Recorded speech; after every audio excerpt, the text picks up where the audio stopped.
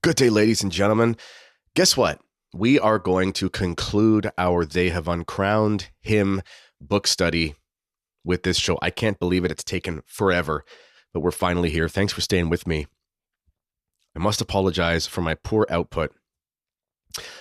I have been sick. I had pneumonia, as I told my Substack subscribers before. I went on my pilgrimage, which made me kind of take about a week off of stuff when I wasn't planning on that. Pilgrimage went great. The pneumonia seemed to have cleared up. I took some medication and so forth. Then something hit me on the way home, some flu or something, and everything kind of came back. And for example, I'm here on the third floor in my house, and man, oh man, it takes me 4 or 5 minutes to really catch my breath. I haven't worked out in a month. I'm wasting away to nothing. I wish. No, I'm still holding out hope for that call from the NFL to be a fullback. Just kidding. But yeah, I'm definitely worse for the wear. So my output has been a lot less. So I apologize for that. What are you going to do, right? But here we are. We're going to conclude today. And before we get into it, as this, the first about 20 minutes of this will be available on YouTube for free. So if you want to listen to the rest or watch the rest, you've got to become a subscriber to my Substack. But for those of you who are watching on YouTube, I do just want to whoops, wrong thing there. I want to call to mind, I'm going to bring it up here, the Canadian Martyrs Men's Conference. And this is happening February 7th and 8th. And it's an amazing opportunity, an amazing men's conference. Father Marcel Stannis is a keynote speaker presented by Catholic Heritage Tours and Regina Pilgrimages. And other speakers include myself, Mr. Al Smith, who is a Fulton Sheen extraordinaire and just a wonderful all-around great guy, personal friend of mine, happy to know him, and he's a great public speaker. And I'll be giving a talk, and then we're going to fill out some more talks with a priest or two. We're just working on schedules and stuff, but the conference is set. It's going to be amazing. If you came last year, you'll want to come back this year because it's going to be even better if you can believe it.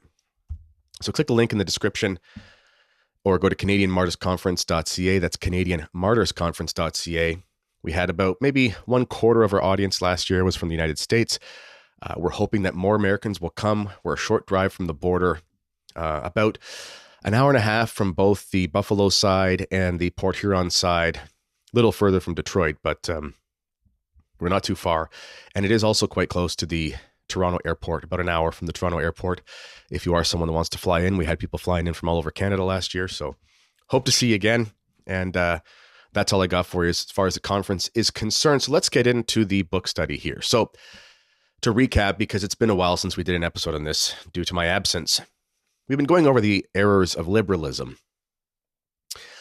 in the church, in the theology of especially the sort of post-conciliar church. And Archbishop Lefebvre, in his book, They've Uncrowned Him, which is really a magnum opus, kind of gives the guideline, the illustration of how this came to be in society, in the secular world, and then how it made its way into the church through the influence of the various revolutions, especially the French Revolution. And in the recent episodes, we've talked about how those errors really did culminate in the documents and mentalities of the Second Vatican Council and how the liberalism kind of became modernism. Modernism is the synthesis of all heresies. So therefore, liberalism, being that it is a heresy, is within modernism. But modernism is a little bit more than liberalism, but there's a strong dose of liberalism. So understanding liberalism does help us to understand modernism as well, which really does plague the church right now. In any event, we're going to go through the last couple chapters here, and we're going to just finish a portion on what Archbishop Lefebvre calls the suicidal liberalism in the post-conciliar reforms. And we're going to show some words from Cardinal Ratzinger, which are quite illustrative. And looking at these from the lens of history with what we know now, it's very interesting to read these words from Cardinal Ratzinger from 3 or 4 decades ago, because it's just interesting, you'll see when we go through them, to look at them with the lens we have now, understanding that maybe he would have had the perception then, but it just did not turn out the way that he thought it would. And Archbishop Lefebvre was correct on his assumptions. So let's bring this book up here. I'm just going to have to switch this from the Google Chrome thing to the they've uncrowned him thing. There you go. So the first thing I want to talk about is it's one paragraph from a chapter preceding the ones we're going to discuss today, but I thought it was important. So sometimes,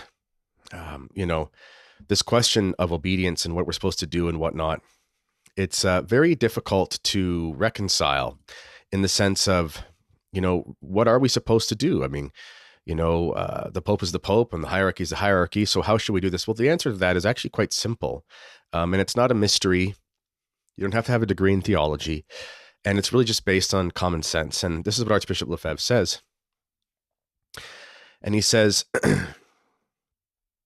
the psychology of such a liberal Pope is rather easily conceivable, but it is more difficult to uphold. It puts us indeed in a very delicate situation vis-a-vis such a head, whether it be Paul VI or John Paul II.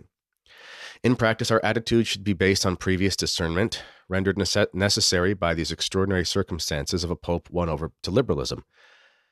This discernment is this. When the Pope says something that is consistent with tradition, we follow him. When he says something that goes contrary to our faith, or he encourages or lets something be done that harms our faith, then we cannot follow him. The fundamental reason for this is that the Church, the Pope, and the hierarchy are at the service of the Church. It is not they who make the faith, they must serve it. The faith is not being created, it is unchangeable, it is transmitted. And what's been interesting, there's an update thing there. I apologize that thing came up. Oh, sorry, it's not on your end. Anyway, it's interesting to watch because there is this stream of, let's call it conservatism in the church. And I'm not trying to insult people here, but we need to kind of use these categories to make sense of things. So there's this, the kind of the JP2 Ratzinger conservatives. And they've been very hard on traditionalists. They've been very hard on SSPXers, especially forever. I mean, since that became a thing. And but then with the rise of Pope Francis, it was fascinating to watch a lot of these commentators. I don't need to name them, but some of them are very famous. We're talking about the kind of people that, would, be interviewed on Raymond Arroyo's type shows, things where, they're conservatives, but they're not really trads, so to speak. And it's funny to watch them with the synod on synodality and the pontificate of Pope Francis, because interestingly enough, they start to pull out all these arguments as to why, Pope Francis said here isn't actually binding. We don't have to do that. And if he asks you to do that, you're not required to do that because that's not in keeping with the tradition and so on and so forth. But it's very strange because they spent a long time going after trads as being, disobedience for saying the same things about when it came to teachings from John Paul II and Pope Benedict. Pope Benedict was better than John Paul II in his doctrinal presentations. He was more clear, even if there were some ambiguities. And but this line, this distinction they draw is completely arbitrary. It's their opinion that everything was fine doctrinally under John Paul II and Cardinal Ratzinger and Pope Benedict.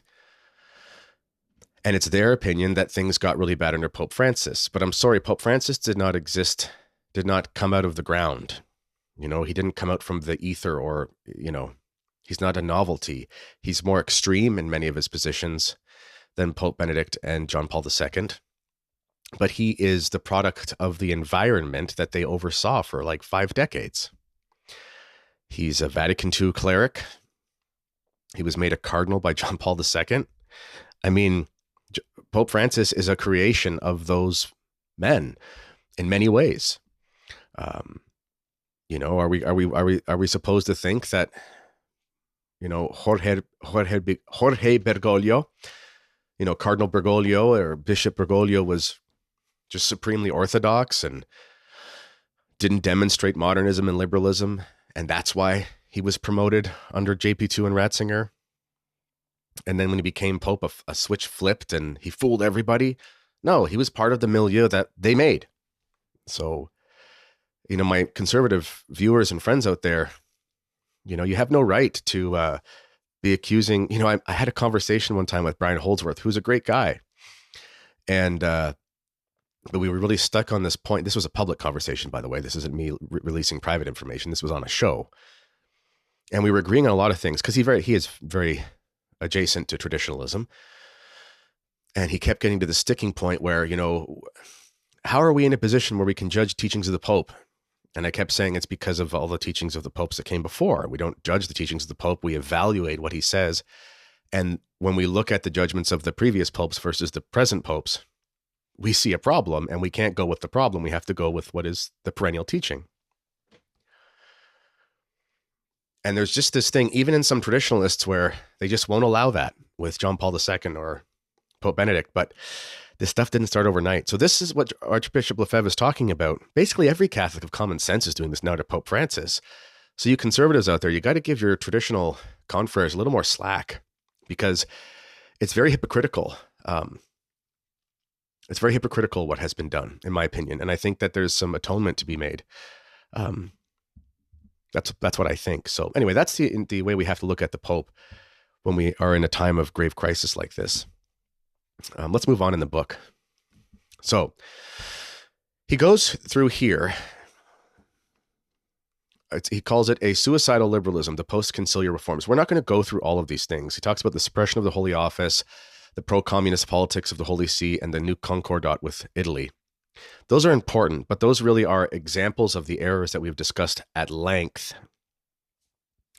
in our study so far. So if you want to know more, of course, read the book, and many of you have bought the book. But we understand the principles. So those are just examples of them in action. But there's some really interesting quotations here from Cardinal Ratzinger that I want to read to illustrate my point. So on this page here, on the first page, if you're looking at the screen,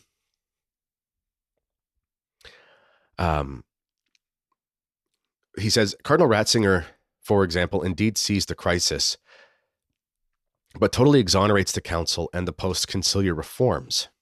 So he begins by recognizing the crisis, and this is the part that I've highlighted in yellow.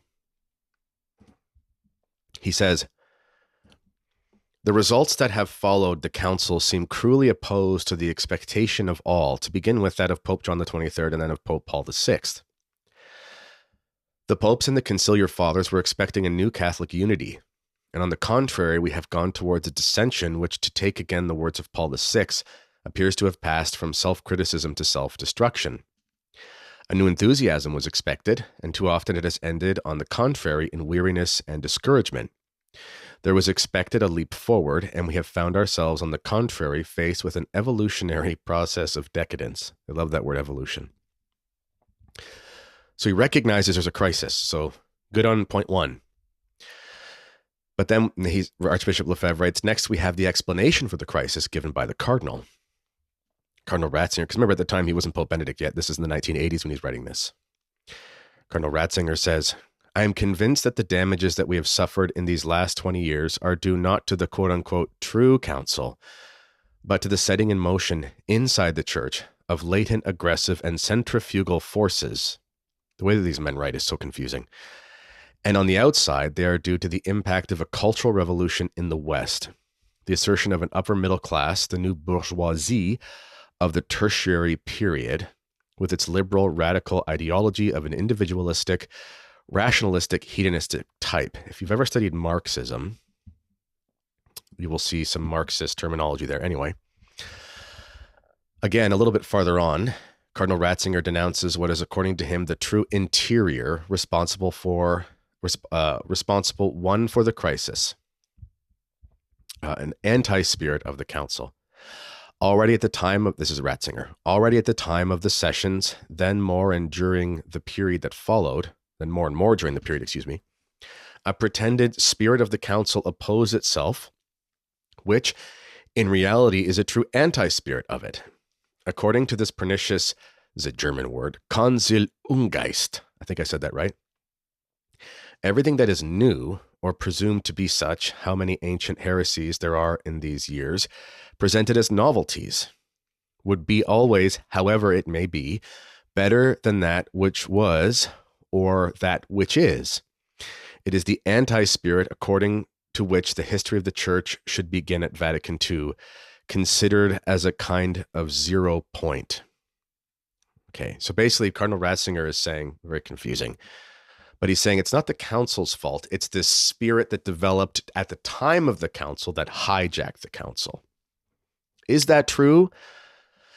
Partially. There definitely was a spirit that was, let's be honest. And even Archbishop Lefebvre will admit this, as we'll see. But yes, some of the things that were